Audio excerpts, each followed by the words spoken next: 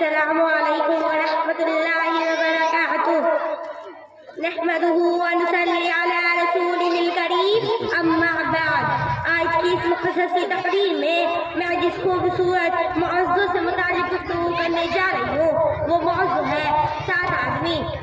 خدایا روزے قیامت مسرور کرنا، خدایا روزے قیامت مسرور کرنا، گناہگاروں مغفور کرنا. کٹے ہیں دن بہر عصیاں کی دلدل میں، کٹے ہیں دن بہر عصیاں کی دلدل میں، امتی ہوں تیرے محبوب کی منظور کرنا. تیرے وعدوں پر کامل یقین ہے میرا، تیرے وعدوں پر کامل یقین ہے میرا، روزے حساب مجھے مقبول کرنا.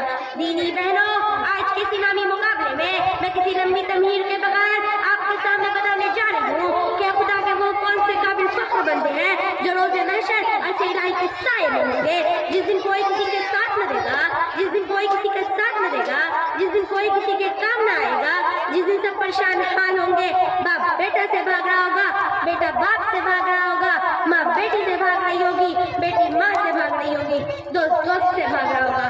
دنیاوی دوستی کے سارے بندھن ٹوٹ جائیں گے، دولت و اقتدار کا نشہ کو چھپا ہوگا، شاہ خدا اپنے رب کے سامنے سر جھکائے کھڑے ہوں گے. ہر تو نفسی نفسی کا عالم ہوگا، ہر تو نفسی نفسی کا عالم ہوگا. خدا یکتا کے سامنے سب کھڑے ہوں گے. پیاری بہنوں، اس دن صرف چند خوش نصیب انسان ہوں گے جو عرض کے سائے میں ہوں گے. وہ کون ہوں گے؟ سنو، غور سے سنو. نمبر 1 عادل بادشاہ یعنی انصاف کرنے والا. نمبر 2 نوجوان عابد یعنی جوانی میں عبادت کرنے والا. نمبر 3 صرف اللہ کے لیے دوستی کرنے والا. نمبر 4 خوبصورت عورت کی طرف کرنے پر صرف خوف خدا سے ذرا سے بچنے والا. نمبر 5 تنہائی میں خدا سے ڈرنے والا. نمبر 6 چھپا کر خیرات دینے والا. اے اللہ، ہم کو بھی ان 7 خوش نصیب بندوں میں شامل کر لینا. اے اللہ، روز محشر ہمارے گناہوں کی سیاہی کو تمام مخلوق سے چھپا دینا اور اپنے مقربین میں شامل کر لینا.